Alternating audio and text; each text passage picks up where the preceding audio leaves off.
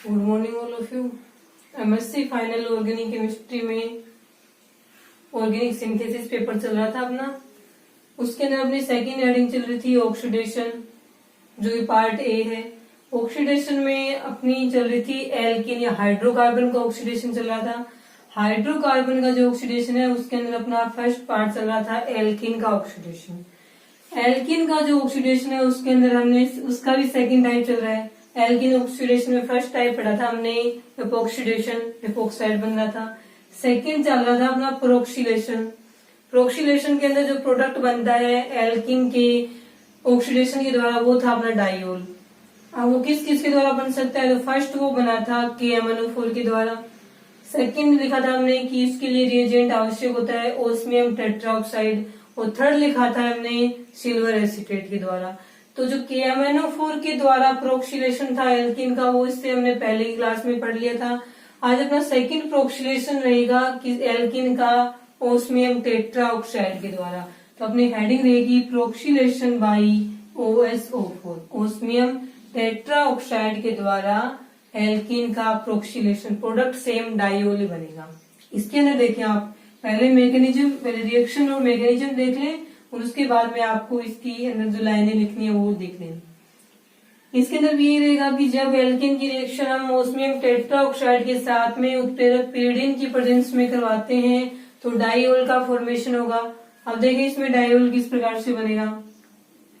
ये रहेगी आपकी एल्किन बन गई। इसकी रिएक्शन जब हम ओस्मियम टेट्राऑक्साइड के साथ में करवा दी जाएगी, pyridine उसमें उत्प्रेरक ले लिया जाएगा। ठीक है, pyridine का फॉर्मूला रहेगा यहाँ पे C5H5N। इसके साथ में करवाई जाएगी तो प्रोक्सीलेशन होगा एल्किन के डबल बॉन्ड का, और यहाँ पे डाइओल का फॉर्मेशन हो जाता है। ये तो रहेगी इसकी रिएक्शन, केमिकल रिएक्शन। अब इसकी मैकेनिज्म पढ़नी है कि किस प्रकार से होगा। ये रहेगा आपका एल्किन, और ये रहेगा इसमें ओस्मियम टेट्राऑक्साइड। तो जब एल्किन की रिएक्शन ओस्मियम टेट्राऑक्साइड के साथ pyridine की प्रेजेंस में करवाई जाती है तो यहाँ पे pyridine इसमें सोलवेंट का कार्य भी करता है और कैटालिस्ट का कार्य भी करता है, क्योंकि जब ओस्मियम टेट्राऑक्साइड pyridine के साथ जुड़ के जो कॉम्प्लेक्स बनाता है, साइक्लिक कॉम्प्लेक्स बनाता है, वो साइक्लिक कॉम्प्लेक्स इस केमिकल रिएक्शन में या एल्किन के प्रोक्सीलेशन में कैटालिस्ट की तरह कार्य भी करता है। तो इसके अंदर देखिए जब एल्किन की रिएक्शन ओस्मियम टेट्राऑक्साइड के साथ pyridine की प्रेजेंस में करवाई जाती है तो एल्किन के प्रोक्सीलेशन के द्वारा हमें डाइओल का प्राप्त होता है। अब ये जो मैकेनिज्म होगी, तो सबसे पहले तो इतना लिखा जाएगा इसके अंदर। उसके बाद मैकेनिज्म में देखो क्या होगा, पहले इतना लिखें इसके अंदर, केवल रिएक्शन है इसकी, इसमें लिखा जाएगा the reaction of alkene with OSO4 with osmium tetroxide in the presence of pyridine, bracket में लिख देना catalyst as well as solvent. ये उत्प्रेरक और सोलवेंट दोनों की तरह कार्य करता है टू गिव्स डाइओल। ठीक है, यानी इन दोनों की केमिकल रिएक्शन होगी इसकी प्रेजेंस में, तो वहां पे डाइओल का फॉर्मेशन हो जाता है। ये रहेगी इसकी केमिकल रिएक्शन। लिखें केमिकल रिएक्शन इतनी।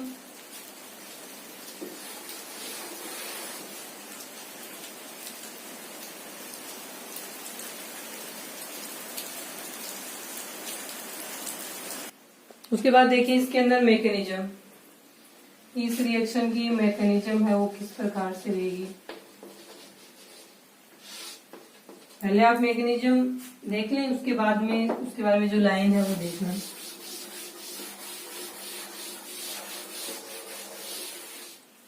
तो देखें इसके अंदर जब एल्किन की रिएक्शन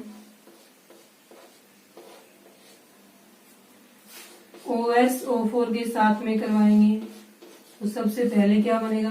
OSO4 की स्ट्रक्चर देखें, osmium double bond O, double bond O, ये डबल बॉन्ड O और ये डबल बॉन्ड O। इसके अंदर ये इस प्रकार से टूट गया। इसमें ये आ जाएगा यहाँ से ये बॉन्ड ऐसे आए, यहाँ से ये बॉन्ड ऐसे आए, तो इस वाले इसके ऊपर कोई प्रभाव नहीं पड़ेगा ऑस्मियम के ऊपर। यहाँ ऐसे आने से पॉजिटिव, ऐसे आने से नेगेटिव, न्यूट्रल, इस ऑक्सीजन पे नेगेटिव, इस ऑक्सीजन पे पॉजिटिव, इस कार्बन पे नेगेटिव, इस कार्बन पे पॉजिटिव। तो वो ऑक्सीजन जिसके ऊपर पॉजिटिव चार्ज है वो नेगेटिव वाले कार्बन से जुड़ेगा, और वो ऑक्सीजन जिसके ऊपर नेगेटिव चार्ज है वो इस पॉजिटिव वाले कार्बन से जुड़ेगा। तो यहाँ बनेगा आपके सी सिंगल बॉन्ड। एक तो टूट गया, यहाँ पे बन जाएगा ऑक्सीजन, ऑक्सीजन, ये रहेगा आपके ऑस्मियम, डबल बॉन्ड ओ और डबल बॉन्ड ओ। इसको बोलते हैं हम साइक्लिक ओस्मेट एस्टर। ये रहेगा आपके साइक्लिक ओस्मेट एस्टर। ये बन गया। ये क्या होता है? अनस्टेबल होता है, जो कि क्या रहेगा आपके अनस्टेबल रहेगा। उसके बाद में इसका क्या करेंगे हम? हाइड्रेशन करवाएंगे, जल अपघटन करवा देंगे या जलयोजन करवा देंगे। जलयोजन करवाएंगे वो H2 की सहायता से होगा, उसमें बनेंगे H पॉजिटिव आयंस और OH नेगेटिव आयंस। दो लेंगे तो 2 H पॉजिटिव बन जाएंगे, 2 ही क्या बन जाएंगे? OH negative. अब ये वाला बॉन्ड देखो कैसे टूटेगा, इस वाले के अंदर ये वाला बॉन्ड ऐसे टूट जाए और ये वाला बॉन्ड है वो ऐसे टूट जाए। इस ऑक्सीजन के साथ में क्या जुड़ेगा? H पॉजिटिव, OH बन गया। इस कार्बन पॉजिटिव के साथ में जुड़ेगा एक OH नेगेटिव, तो यहाँ पे तो क्या बन जाएगा? OH। इस कार्बन के साथ में OH नेगेटिव जुड़ेगा क्योंकि कार्बन पे पॉजिटिव चार्ज है। ये ऑक्सीजन नेगेटिव है, इसके साथ में एक H पॉजिटिव जुड़ गया, ये हो गया OH। तो ये आपका बन गया प्रोडक्ट डाइऑल। प्लस में इस OH के साथ में क्या जुड़ेगा?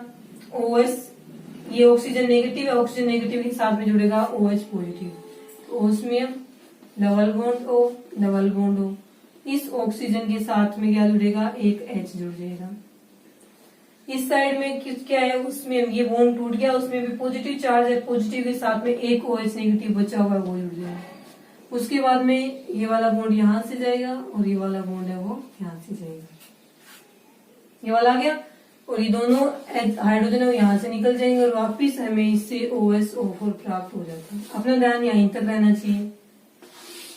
ये प्रोडक्ट बन गया, लास्ट में इसमें OSO4 है वो वापिस से निकल जाता है। ये वाला अपना क्या बनेगा? प्रोडक्ट बन जाएगा। आगे समझ में? ये यहां तक बनेगा अपना डाइऑल। तो इसके अंदर जो प्रोक्सीलेशन होता है एल्किन का, उसमें हम टेट्रा ऑक्साइड की सहायता से, वो किसके कारण से होगा? क्योंकि इसके अंदर एक ट्रांजिशन स्टेट बनती है बीच में, साइक्लिक ओस्मेट एस्टर, जो कि अनस्टेबल होते हैं। अस्थायी होने के कारण उसका हाइड्रेशन करवाने पे हमें एल्किन के प्रोक्सीलेशन के द्वारा डाइऑल है वो प्राप्त हो जाता है। तो इसके अंदर जो लाइन लिखी है वो देखें आप, क्या लिखनी है आपको?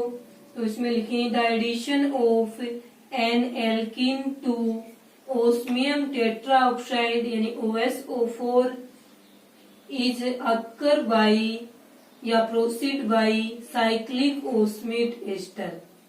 नेक्स्ट लाइन में लिखेंगे cyclic osmate ester are unstable, then it react with H2O and hydro या hydration process, via hydration process it gives diol product. ठीक है, फर्स्ट में क्या होगा? साइक्लिक ओस्मेट एस्टर बनेगा जो कि अनस्टेबल होने के कारण हाइड्रेशन रिएक्शन के द्वारा H2O से रिएक्शन करके प्रोडक्ट के रूप में हमें डाइऑल देता है। ये था ओस्मियम टेट्रा ऑक्साइड की सहायता से एल्किन का प्रोक्सीलेशन।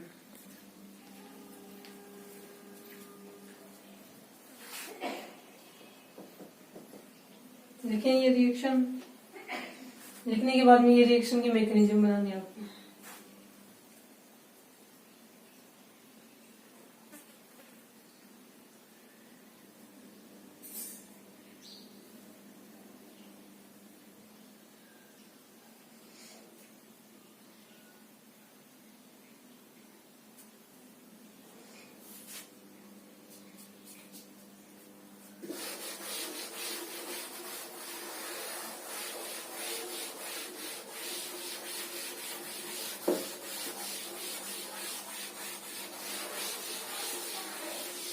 उसके बाद में देखें आप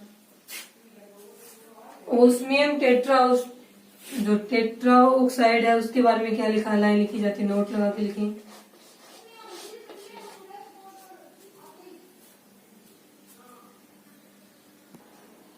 देखिए आप इसके अंदर क्या लिखा जाएगा, नोट लगा के लिखें। जैसा पहले लिख दिया गया था ना KMnO4 के अंदर, सेम वैसे यहाँ लिखा जाएगा। इसमें लिखा जाएगा osmium tetroxide, addition of osmium tetroxide और एल्केन आर स्टीरियोस्पेसिफिक।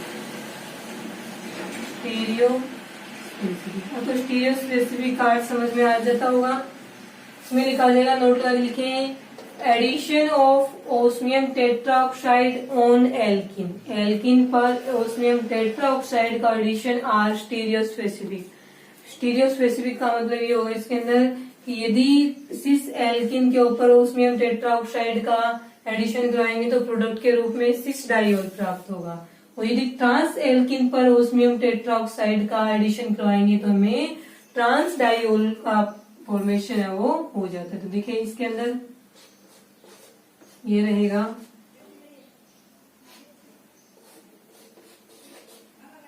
इसको हम इस प्रकार से दर्शा सकते हैं, H को नहीं दर्शा रहे, सिर्फ इसको दर्शा रहे हैं या फिर इसको दर्शा रहे हैं। ये बनेगा, ये क्या आपके यहाँ पे हम H नहीं दर्शा रहे हैं, सीधे HS तो यहाँ पे है, ये आपके सिस एल्किन के ऊपर हम ओस्मियम टेट्राऑक्साइड का एडिशन करवा रहे हैं, वही कैटालिस्ट या सोलवेंट के रूप में पीरियडिन लेंगे, प्रोडक्ट के रूप में हमें सिस डाइऑल का फॉर्मेशन हो जाएगा। तो ये प्रोडक्ट बनेगा अपना सिस डाइऑल। ठीक है, यदि हम ट्रांस लेते हैं, ट्रांस एल्किन ले रहे हैं, यहाँ पे ये हो जाएगी आपकी ट्रांस एल्किन। ठीक है, ट्रांस एल्किन की रिएक्शन भी वही ओस्मियम टेट्राऑक्साइड की सहायता से पीरियडिन की प्रेजेंस में करवा रहे हैं। तो यहाँ पे जो डाइऑल बनेगा वो अपना क्या रहेगा, ट्रांस डाइऑल रहेगा। सिस एल्किन के साथ में इसकी रिएक्शन करवाई जाएगी तो हमें सिस प्रोडक्ट प्राप्त होगा, और ट्रांस के साथ में करवाने पर हमें, सॉरी यहाँ पे रहेगा, ट्रांस डाइऑल का फॉर्मेशन है वो हो जाता है। इसको लिखेंगे हम ट्रांस डाइऑल, इस प्रकार से लिख देंगे। यहाँ पे एल्किल ग्रुप है, एक साइड में होंगे तो सिर्फ एल्किल ग्रुप, एक दूसरे के अपोजिट साइड में होंगे ट्रांस, बचा हुआ एक वैलेंस है वो हाइड्रोजन के द्वारा बैलेंस हो जाएगी। तो addition of osmium tetroxide on alkene are stereospecific, that means cis alkene का यूज करने पे सिस डाइऑल प्राप्त होगा, और ट्रांस एल्किन का यूज करने पे हमें ट्रांस डाइऑल प्राप्त हो जाता है। ठीक है, ये था डबल बॉन्ड के ऊपर, एल्किन के डबल बॉन्ड पे ओस्मियम टेट्राऑक्साइड के द्वारा पर हाइड्रोक्सिलेशन, जिसके द्वारा हमें प्रोडक्ट के रूप में डाइऑल प्राप्त होगा। उसके बाद में सेकंड थर्ड प्रोक्सिलेशन किसके द्वारा होगा, उसमें लिखा जाएगा पर ऑक्सीलेशन बाई I2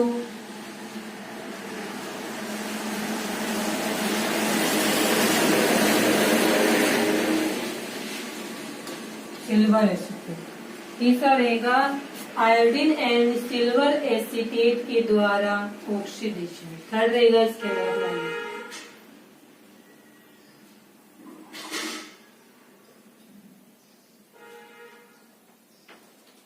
ठीक है, तो देखें इसके अंदर ये प्रोक्सीलेशन कर रहा है एल्किन के डबल बॉन्ड का, तो इसमें भी प्रोडक्ट के रूप में क्या प्राप्त होगा, डाइऑल ही प्राप्त होगा हमें इसके अंदर प्रोडक्ट के रूप में। ठीक है,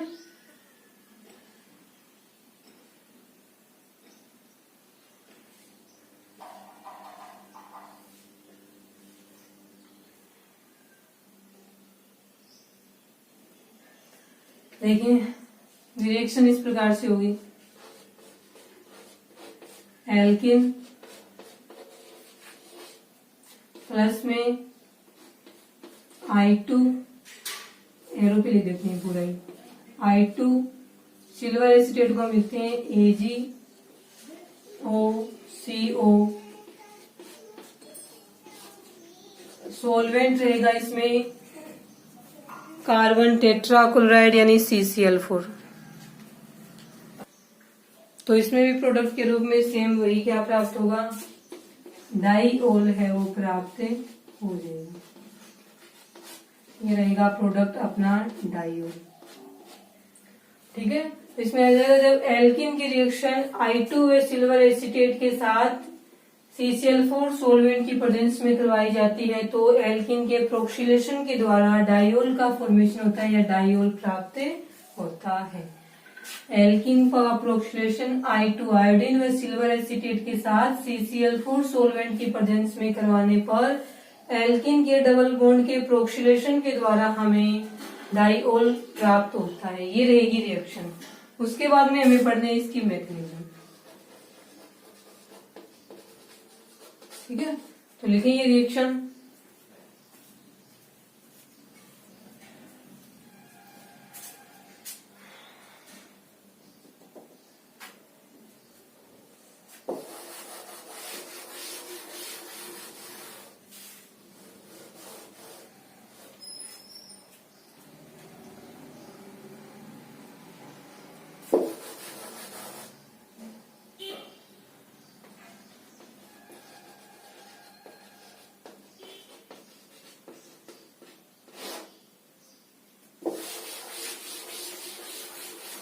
मैकेनिज्म देखें किस प्रकार से रहेगी।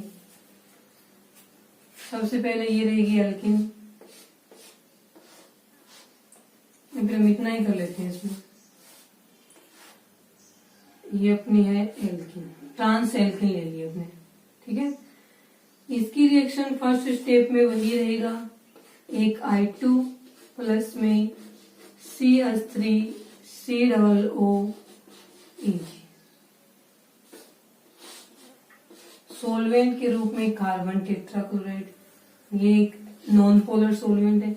यहाँ पे देखो क्या बनेगा, एक I पॉजिटिव दूसरा I नेगेटिव। यहाँ से CH3COO नेगेटिव प्लस में Ag में क्या रहेगा, पॉजिटिव रहेगा। अब देखें Ag positive I negative minus के रूप में निकल जाएंगे AgI के रूप में। अब ये वाला इसके ऊपर इस प्रकार से तोड़ दिया हमने ये बॉन्ड। इस कार्बन पे पॉजिटिव चार्ज, पॉजिटिव के साथ में I नेगेटिव जुड़ेगा। तो ये देखें इसमें यहाँ पे हमने जोड़ दिया I नेगेटिव। इस कार्बन पे नेगेटिव चार्ज, नेगेटिव के साथ में ये जुड़ेगा CH3COO C double bond O CH3। इतना बन जाएगा एक बार में। उसके बाद में यहाँ पे जो ये बना है इसकी रिएक्शन हम वापस करवाएंगे।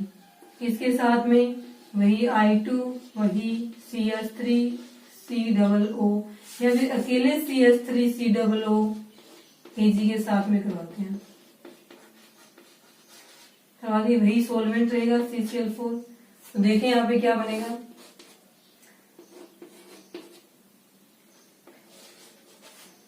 I negative Ag positive minus में AgI के रूप में निकल गया। ऑक्सीजन नेगेटिव चार्ज है, ये ऑक्सीजन नेगेटिव कार्बन पॉजिटिव से जुड़ जाएगा।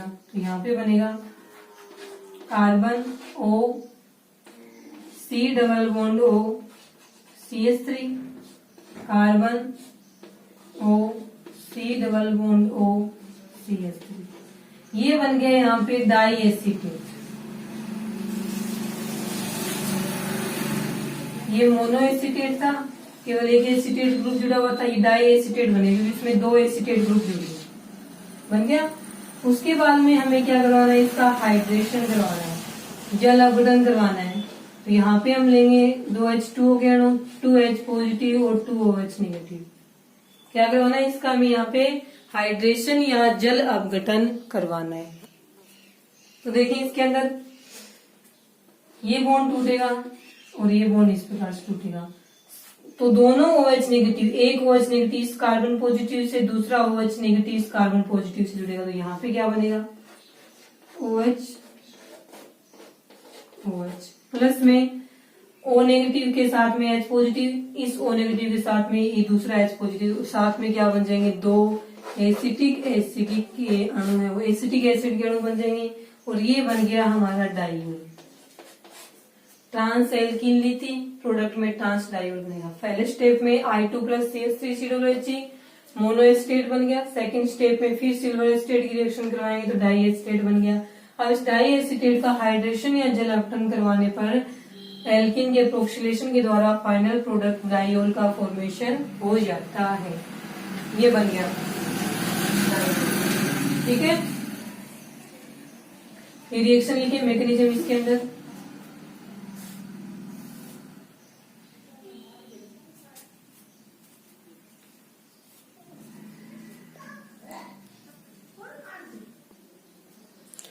देखिए आप इसके अंदर ये लिखा जाएगा, जब एल्किन की रिएक्शन आयोडीन व सिल्वर एसिटेट के साथ CCl4 सोलवेंट की प्रेजेंस में करवाई जाएगी तो हमें मोनो एसिटेट व डाई एसिटेट प्राप्त होते हैं।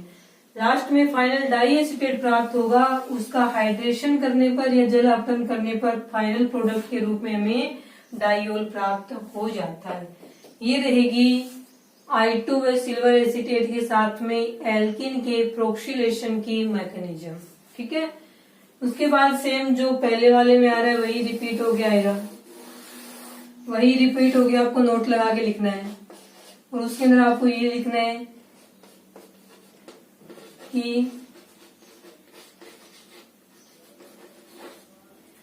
प्रोक्सिलेशन ऑफ एल्किन, नोट में लिखो hydroxylation of alkene with I2 and silver acetate are stereospecific. ये भी कैसी रहेगी, स्टीरियो स्पेसिफिक रहेगी, ठीक है। Hydroxylation of alkene with I2 and silver acetate are stereospecific. That means इसका अर्थ होगा कि सिस एल्किन लेने पर हमें सिस डाइयोल प्राप्त होता है। इसका मतलब ये रहेगा, स्टीरियो स्पेसिफिक का मतलब ये रहेगा कि इसमें सिस एल्किन लेने पर हमें प्रोडक्ट के रूप में सिस डाइयोल प्राप्त होगा, जबकि ट्रांस एल्किन लेने पर हमें प्रोडक्ट के रूप में ट्रांस डाइयोल प्राप्त होता है। वही दो लाइन लिखी जाएंगी, दो रिएक्शन आ जाएंगी, जैसे कि हमने बना दिया। ये होगी सिस एल्किन। अब इसमें ये मत देखना कि कार्बन की वैलेंस से कम है, वो हाइड्रोजन के द्वारा वैलेंस से लिखी भी नहीं है। वही I2 प्लस में CH3COOAG सोलवेंट CCl4 OH, ये बनेगा आपका सिस डाइयोल। और यदि ट्रांस लिया जाए एल्किन, ट्रांस एल्किन को हम इस प्रकार से लिखेंगे, ये रहेगा आपका ट्रांस एल्किन। इसकी रिएक्शन भी वही आयोडीन व सिल्वर एसिटेट के साथ में करवाई जाए, CCl4 सोलवेंट रहेगा यहाँ पे, तो प्रोडक्ट के रूप में हमें ट्रांस डाइयोल प्राप्त हो जाता है, ठीक है। ये रहेगा आपका ट्रांस डाइयोल। तो इस प्रकार से सिल्वर एसिटेट व आयोडीन के साथ में एल्किन का प्रोक्सिलेशन हो कैसा हो गया, स्टीरियो स्पेसिफिक नेचर का हो जाता है, ठीक है। उसके बाद में आपको पढ़ना है इसके अंदर एल्किन का ही, एल्किन का हो जाएगा ये ऑक्सीडेशन, एपोक्सीडेशन हो गया, और एपोक्सीडेशन के बाद में सेकंड हो गया प्रोक्सिलेशन। उसके बाद में जो एल्किन का ही ऑक्सीडेशन चलेगा, थर्ड टाइप है, वो हम कल की क्लास में पढ़ेंगे। आज के लिए इतना ही।